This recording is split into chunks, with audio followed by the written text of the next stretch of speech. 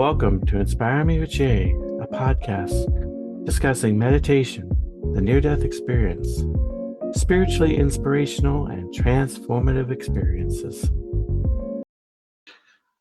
Welcome to Inspire Me with Jay. I'm your host, author, and teacher, Jay Spillers. I have a guest from Anaconda Yoga Studio. Why don't you introduce yourself? Sure. My name's Marquis, and I own Anaconda Yoga, the studio in Anaconda. I just opened in September and have been growing the studio ever since. So, yeah, the lead teacher, the lead everything. It's a brand new business, so I've been pretty dedicated to it over the last year. Well, and you said September, like you mean September of last year, because I think you've been open at least a year, haven't you? Yeah, it's been almost 1 year. Within a couple of weeks, it will be 1 year. Mm-hmm. And so, what are the hours of your studio, and like what kind of classes do you offer there? We have a few different classes. A slow flow, which is like a little vinyasa style, but very slow and intentional. And it's, I would say, beginner friendly, but then it's a little bit challenging because you hold poses for a long time. We have power flow, which is very fast paced and it works up a sweat. It's for people who like to move quickly. Restorative, which is very gentle stretching on the floor using pillows. Um, and then I have this one hybrid class called Yin-Yasa, which is a combination of yin and vinyasa. So it's long holds in stretching postures with a little bit of movement just to get the blood flowing before you get down into a hold. And it's also just really nice. It complements an active lifestyle. I've also had chair yoga and a lot of workshops. And the hours vary from 5:30 in the morning to 7:30 at night. It's all throughout the day. Just a huge variety. I've got a list of teachers that come in and teach throughout the week, so you can try out a bunch of different styles. Also got yoga sculpt, which is like a little workout class. We got weights and bands, and yeah, it's quite a bit. Hmm. Have you ever done yoga nidra? Because I had someone that came on several months ago that taught yoga nidra, which is like a very relaxing meditate or yoga. You know, it's like it Yeah. literally stands for sleep. I, Yeah, it's the yoga of sleep. Yeah, I basically led a yoga nidra class the other week. The Anaconda Community Hospital sponsored a series of classes for women, and the very last class was yoga for sleep. And I led the class through a script. A yoga nidra is a script, and you just kind of, it's like a guided meditation, just walking the students through a relaxation mindfulness exercise, and it was so beautiful. Everybody loved it because nobody in the class had experienced anything like that, and it was fun to lead it to a group of beginners like that. and what is this? What is the specific type of yoga that you teach? Because you have a specific school that you of yoga that you studied under. Yeah, right now I teach most of them because it's my studio. And right now, as the business owner, I'm really just trying to show the community and local yoga teachers what's possible. So that way people can get an idea and I start recruiting and attracting teachers to kind of go into their specialties. But you're right, my training is specific in classical Hatha Tantra, which is a very traditional style. It's like the OG style of yoga that was intended thousands of years ago. So it's holding poses for a really long time in order to move energy throughout the body. So it's very prescriptive instead of like power flow, for example, is like people want to work out, they go to power flow. But with classical Hatha Tantra, you basically look at what you need. So if I'm really stressed and anxious, then I'm going to do certain postures that are going to ground me and calm me. If I'm feeling very lazy and lethargic, then I'm going to do certain postures that energize me. So that's where my training comes in. And I do incorporate that quite a bit in my slow flow because I feel like slow flow sounds more approachable than classical Hatha Tantra, but there's a lot of overlap there. Well, is slow flow yoga, would it be similar to Tai Chi? I don't know. I've never practiced Tai Chi, so I'm not sure what it's like, but I think in terms of moving energy and moving slowly and intentionally, there's probably some overlap. They're both Eastern practices. Um, so as far as my understanding, there's some overlap, but I don't know enough to say. Hmm. Well, like, is some yoga, difficult for certain groups of people? Like, if you're older or you have certain health conditions, would one school of yoga be better than another, possibly? Yeah. Definitely. Chair yoga is great for people with mobility issues or just, can't really get up and down off the ground very easily. I'll be picking that up again this fall. It was very popular last fall and winter. So I'll do that again. And it was a lot of people coming in who had hip replacements or just, yeah, couldn't get on the ground very easily.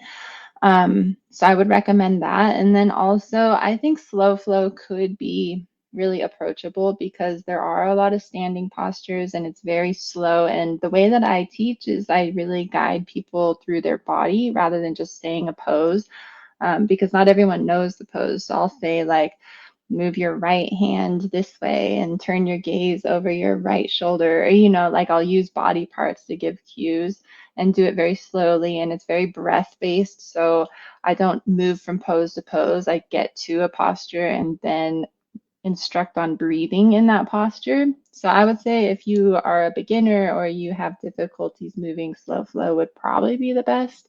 Restorative and vinyasa are on the ground. So if being on the ground is difficult, then that would be a challenge. You're listening to the Inspire Me with Jay podcast. Please do like and subscribe to the channel, bringing hope and inspiration to the world. Yeah, it seems like, in a sense, yoga night, no, yoga nidra would be easy because there's not hardly any movement, but it's Yeah. generally on the ground. So you do have to get on the ground. Yeah, yeah, you're literally just lying there. So if you can get down and lie down, and usually there are blankets involved and like a pillow, and you just get real comfortable. So that way you don't get too cold because when you're lying still, your blood's not flowing very much, so people tend to get cold. But I turn up the heat and those kinds of things just so that way people can be comfortable because I don't have blankets. But that is an option. It depends on if people feel comfortable getting down on the ground like that. And what got you into yoga specifically? How did you develop an interest in yoga? Um, well, I was doing long distance running when I was in grad school. I was running and training for marathons, and my hips were in so much pain and my knees as well, and I was so tight that I started doing Bikram yoga, which is a hot yoga style, because that's very attractive to athletes. And then I got a stress fracture in my foot. And so I couldn't run anymore. And I just kind of kept doing yoga just as a stretching to kind of balance my activities. And then I left the country. I quit my job and packed everything up and was traveling around and was looking for an online remote job. This was like 10 years ago. And there was a booking company, a retreat booking company that hired me for marketing, and they were mostly in the yoga industry. And so by working with them, I started getting exposed to a lot of yoga schools and different studios around the world and just kind of went head first into the world of yoga and haven't looked back ever since. And you actually spent time in India studying yoga. Yeah, I did. I've been there a few times and I did my training there in Rishikesh, and then I've done some different immersion programs in ashrams, and then just kind of floated around and visited the different retreat centers that I had been working with online. And yeah, just being in India, if you go with the lens of yoga, that's like a retreat and training in itself. But I did study in one school while I was there. And has yoga for you personally made a profound difference in terms of your mind and your body health? Yeah, I mean, I think yes, it has, and that is the whole point of yoga. But there's also a huge component of wanting to change. You really have to have ownership and accountability. So there was a long time that I was doing these practices, and it actually wasn't helpful for my mind. It was almost suffocating. Like there were so many rules, and as an overachiever, uh, people pleaser, I was really trying to be perfect in my practice, and it actually was suffocating and not very good for my mental health. But then I started therapy, just, like my graduate degree is in marriage and family therapy. So I really believe in the practice. And I started it for myself because I was noticing like I am too strung out on these rules.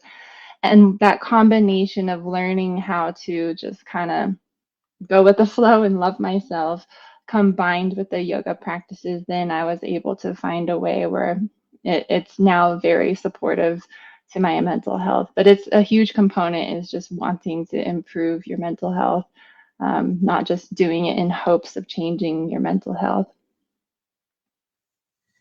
Well, sometimes like when you're having a yoga session, do you kind of maybe for yourself or for students sort of blend different schools of yoga into just kind of like one flowing practice?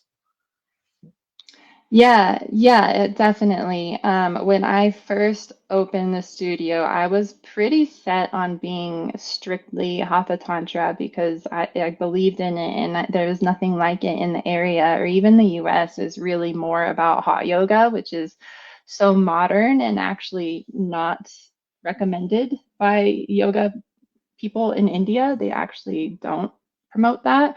So it felt very important to me to provide an authentic traditional experience. But then I quickly realized as a business, I need to provide what the people are capable of doing. There's a huge variety of people in my classes. Like I've got a 78-year-old man that comes a few times a week. I've got pregnant women. I've got athletes. I've got people who have never done yoga before. I've got people who are very uncomfortable sitting still and being quiet. And it's just like this whole range of people. And I can't just do my practice for them. I need to adapt and provide a bunch of different techniques that will help them achieve what they came to achieve. And it's a huge balancing act. It's actually I had never really taught that much before I started teaching here in Anaconda. So I have a tremendous amount of respect for yoga teachers because it is actually very tricky trying to serve an entire classroom full of people. What do they call it hot yoga because it's very energetic, or where does the hot come from? Well, the hot yoga is in a heated room. Is that what you're asking about? Yeah, Yeah, it's and so it's in a heated room. yeah, the concept was brought over by a man named Bikram who just like basically he came over and sold this idea to Americans because Americans know how to capitalize an idea and make money. And so this new concept of sweating while you do yoga really became popular for athletes because when you sweat, it makes you feel like you're doing something. But in tradition, that's not really what yoga is about. Yoga is prescriptive and it's about creating a practice that supports where you're at in life. And many people, especially in the US, are too overworked, too stressed out. There's a lot of heat, there's a lot of angst being built in our daily lives. And so, what many people actually need is a cooling yoga practice. Just from my understanding and what I've seen and how I believe yoga to be, based on my understanding and my studies. So, that's why it felt really important to me actually to open the studio because I felt like this is not it. This is not what the yoga teachers from thousands of years ago intended. And of course, society has changed since then, but many of it has not. Like much of our body constitution is still the same. And in fact, now we're even more aggravated than we were thousands of years ago. So, calming, soothing, cooling practices feel very important to me. Hmm. So, I mean, is hot yoga, it's almost like combining aerobics and a yoga, kind of.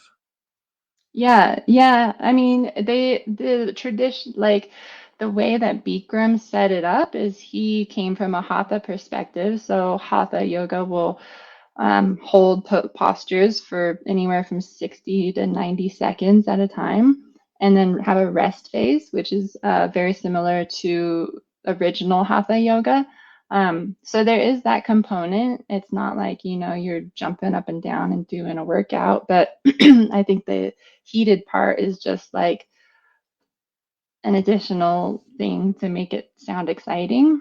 I'm not really sure why you came up with that idea, but yeah, I think it just attracts athletes more than it is an athletic experience. Well, so I guess when you hold a pose, it's kind of like you're stretching in a way, like stretching different body parts and allowing things to open up. Yeah, it depends on the style. A lot of what I have learned and do in my classes, it's stretching is a component, of course, but it's also, you know, very engaging. Like if you're holding Warrior Two, for example, which is a lunge type position, yeah, your hips are open in a way that they're not normally, but you're also in a lunge position for an extended period of time. That can really be a lot of work for your legs and also your core and just holding your arms out. Chair pose, for example, you're just in a squat and holding it. So that's not a stretching position. A lot of them are actually very engaging and challenging in that way. Hmm. So, like, what do you think about the, the spiritual aspect, and like, does it connect to spiritual energy? What are your beliefs about the spirituality of yoga? I think yoga is very much meant to complement your life, no matter what your beliefs or what your practice spiritually is. It's meant to help you basically come to a place where you can access your spirituality no matter what you believe in. It's basically meant to um, work out the kinks in your body so that you can sit comfortably in meditation, and then also come with practices that kind of soothe the mind chatter so that you can sit in meditation. And so, whether you're meditating or praying or just trying to keep a cool head at the grocery store or while driving, these practices are really meant to support that. So, everything is just like not wound tight. Instead, everything's able to release and be in a natural state where you're more flexible to what life throws at you. So, for many people, this feels like a very spiritual practice because all of a sudden you can hear your own inner self. And then maybe if you believe in God and you're Christian, you can hear God more easily when you don't have all this chaos in your mind and you're not in discomfort in your body. So it can be a very spiritual practice for many people. Have you ever wanted to learn to meditate? Check out my book, Meditation for Everyone: How to Quickly Have a More Peaceful, Mindful, and Fulfilled Life, and support this channel. With Meditation for Everyone, you will learn to quickly and easily meditate, relieve stress and anxiety, alleviate depression, and have more joy, peace, and relaxation. What you will learn: mindfulness, the art of stillness, step by step on how to meditate, strategies for overcoming challenges to meditation, and much more. D. Mason said this is a nice meditation book, even for those already meditating. I agree with the statements that it will help to have a more peaceful, mindful, and fulfilled life. 4.6-star rating. Available on Amazon. So it sounds like you're saying that yoga and meditation are connected, and that yoga can help you get in a mood for meditation. You know, a lot of times, do the two just automatically work together? In that sense. Actually, yes. Yoga, there's this thing called the eight limbs of yoga, and it's kind of like a guideline, a step-by-step process for practicing yoga.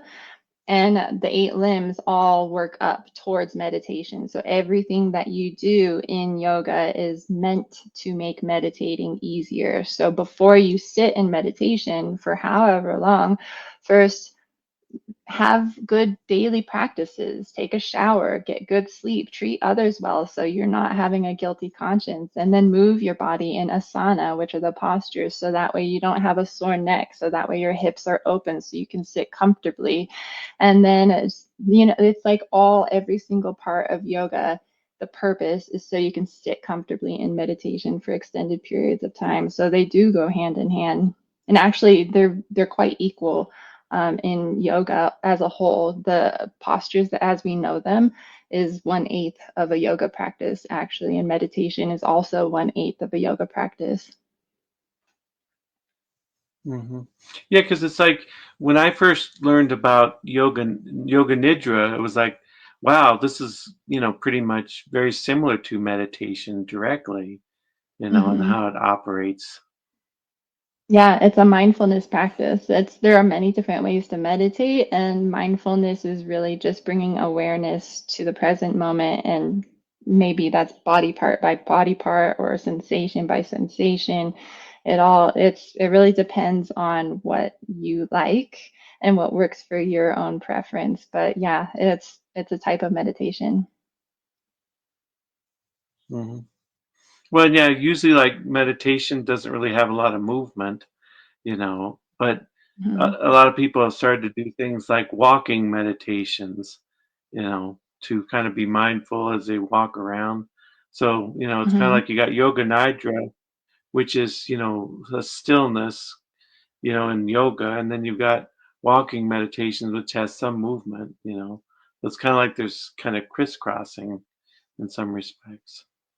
Yeah, yeah, I think it's like there is no official right way to meditate because who even owns meditation? Like what is meditation? Who defined that anyway? But the idea is whatever helps you be present and not think about the future, not think about the past, not worry about things made up in your head, just being in the moment, open to what comes at you. And you could do that walking, you could do that sitting, you could do that driving even, you could yeah, there's so many different ways to meditate.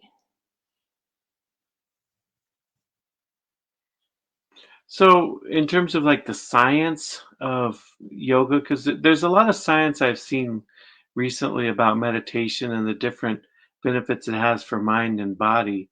Is there a lot of scientific work going on with yoga demonstrating the same kind of things? Yeah, I don't have any off the top of my head. I haven't looked at it in a long time, but there are, and students, some of the people that come to my studio send me those articles. Like, look, what I'm doing is actually good for me. It's proven by science. And it's like, yeah, they've been studying that, like yogis are the original scientists. They were trying different things and then okay this works and they were so connected with their own bodies and minds that they could notice the subtle differences and eventually perfected this practice that benefits the whole body, the whole system. That there are a lot of studies that we can easily look up anytime. And in fact, in India, you can get your PhD in yoga. Like yoga is a very respected and legitimate science in India, and they study it and go through the theory and the practice and how it can be applied to modern life pretty seriously. Hmm. Well, and like in terms of like your therapy work and what you've done as a therapist, have you sort of used yoga to kind of help some of your clients? Well, I am not a therapist. I did go to grad school for marriage and family therapy, but I never got my license. And I never, outside of my internships and trainings, I never became a licensed therapist. But it does influence what I do and how I hold space in class. And in fact, it's what has made me recently start studying and going into somatic yoga. Somatic yoga is not traditional at all. It's more like a somatic exercise practice, but the idea is working with the nervous system in your movement practice. And so a lot of my offerings, I have workshops and classes, and I have the Anaconda Yoga Fest coming up next week. I have a bunch of somatic yoga experiences on that docket for people to do. And that is because of what I came from with the therapy education. I really wanted to weave that into my yoga teachings because I have access to people pretty easy. Like I'm connected with the community and they come in order to soothe their nervous systems and make them feel better in their bodies. So it feels helpful to support that with some therapeutic practices as well. Hmm. Yeah, I mean, the one time I saw like a somatic therapy was during this sort of online workshop that they were giving for free, and it kind of involved like, yelling and releasing or something. Hmm. Is that kind of what somatic is about? Is just sort of, verbalizing and, releasing that way? Yeah, that's one way that you can release. The idea is that you are the way that our nervous system responds to threat and stress is based on caveman times. So stresses and threats came up, of course. It was not very easy living on the land, but they came up at a much different rate than they come up now. And then back then, it was like legitimately stressful and legitimately dangerous for your livelihood. And so your body would go into a mode, an activation mode, where you would respond to that stress in order to survive because survival was on the line. But then as time has evolved, we're actually very safe now. We're in homes and we have beds and we have doors that we can lock. And there's really no immediate threat to our survival. But our nervous system is still looking at everything like as if it is a threat to our survival. And so our bodies are going into this activation mode. But then because there is no immediate threat, we're not running away. We're not screaming. We're not fighting. We're not, letting out that energy that has been amped up by our nervous systems. And so a lot of us are carrying that within our bodies. And that's why we have tight hips. That's why we have anxiety. That's why we can't sleep at night because our bodies don't know what to do. Like it's prepared us to survive. And then we're just sitting on our couches. And so it's actually really stressful for a lot of people because they don't know how to get rid of it. And so one of the ways is to yell. A good way is to shake or rock or even just like rub your arms and soothe yourself that way. If you imagine like a caveman is out there doing whatever he does, and then like, I don't know, some tiger comes to get him, he's not just going to sit there maybe, but most likely he's going to and then run and try to get away, and there's going to be a lot of effort, there's going to be probably noise and grunting, and then maybe he'll even shake because he's so nervous. But if you don't let that out, those actions out, they just are stored in your body. So that's why we mimic it in order to let that body sort of release all this built up tension that we've gathered over the years. And you kind of see it like sometimes in sporting events, like certain teams will have certain things they roar and chant, and it's kind of so I guess it's probably kind of therapeutic when they're doing that. Yeah, exactly. And that's another thing. Like, if you think back to these times, even just tribal living, community living, like, that's why music and dancing is so popular. It's very therapeutic.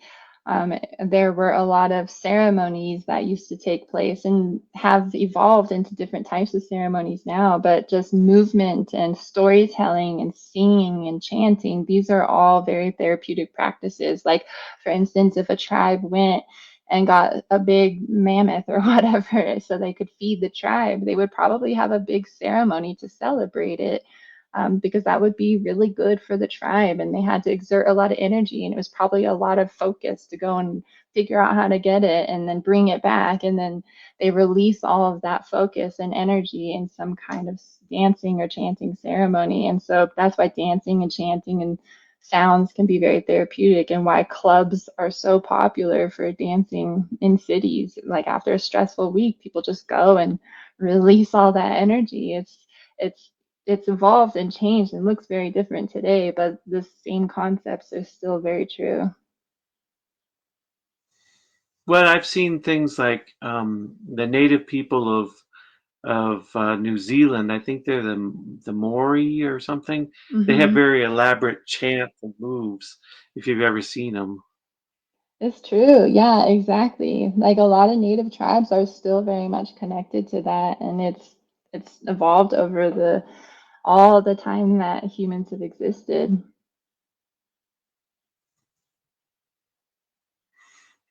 Is the somatic similar to like in psychology you have like Gestalt therapy, which is kind of just like releasing, like maybe you confront someone and you just release how you're feeling to them. Is it sort of like Gestalt therapy in a way? I can't actually remember much about Gestalt. I've been reading about somatic, and there is a lot of overlap with, and there's a lot of overlap with a lot of theories based in psychology, and so I get a little bit confused between them. But and it's been a long time since I've been in school. But yeah, it's a studied enough practice that it's my understanding that they're now teaching it in these types of programs, like the one that I took. I graduated years ago before somatic became I don't know, it was probably around, but it wasn't so popular and established, so it wasn't a theory that we were looking at when I was in school. But there's a lot of theories that overlap. Yeah, you got to discharge this energy from your body, and you got to figure out what is helpful for you, because yelling may be helpful for one person but not another, so it's a little bit of an individualized process. Hmm. Well, and like with your yoga studio, do you, in terms of how you charge, do you charge like a monthly membership? Do you charge just a fee per class, or how is that structured for people that are interested Yeah. in going to your yoga studio? Uh, Both. You can get a monthly membership, which is $65 a month, or you can just come to one class, and that's $14 a class. And I'm about to raise my prices after my 1 year anniversary. The monthly membership will stay the same, but my drop in class rates are going to increase just because it's kind of expensive running a business, and I need to pay the bills a little bit more comfortably. Um, and then you can also get, like, right now I have a 15 class pack that's $150, which amounts to $10 per class, which is pretty cheap. When I opened, I really wanted it to be affordable to the community. Like Anaconda is a very small community, and like it's not a rich one, and so I really just wanted it to be accessible to people. So that has been my main goal, and I'll still have deals like that and specials coming up. And I'm trying to work with the hospital to get another series sponsored, because they sponsored classes that were free to the community, and I just love that. I believe in that so much. But yeah, there's a ton of different ways you can drop in and either pay cash or pay online, whatever's easiest. Hmm. Yeah, and if people are in Anaconda or the surrounding areas, you are meeting in I think your building is in the old Montana Hotel, right? That's where Yeah. your studio is.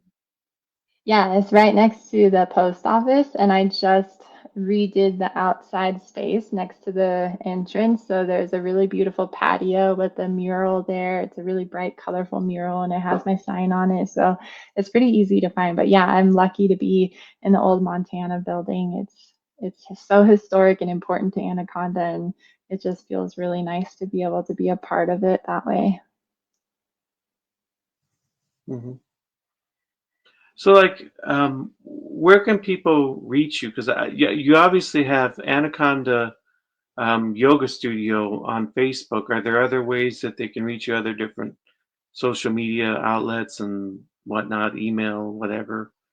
Yeah, I'm on Instagram also. Anaconda Yoga.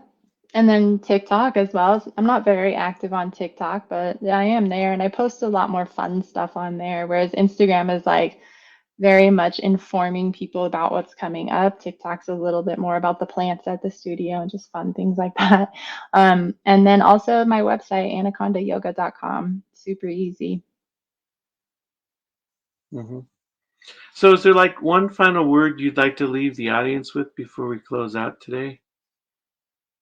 Yeah, if you haven't tried yoga, then I definitely recommend giving it a try.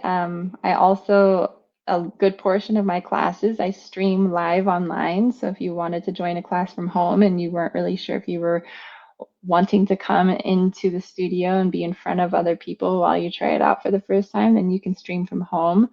And just give it a try. If you don't like one class, give a few more a try and see which one fits best for you. And yeah, I just love it. And I've had such good feedback from people of all kinds that I really believe in it. And I think if you have any issues that I mentioned earlier, then yoga can help because it's meant to help everybody. Hmm. Well, and like, do you stream on Zoom or like YouTube, or where do you stream? It's on Zoom. So if you go to anacondayoga.com and then look at the menu, there will be a daily schedule and then you can book your class. And some of them will be online. So when you go to book, it'll say attend in person or online, and then you select online. And then the link, the Zoom link, will be sent to your inbox. And then when the time comes, you just click on it and it opens up, and I'll be there.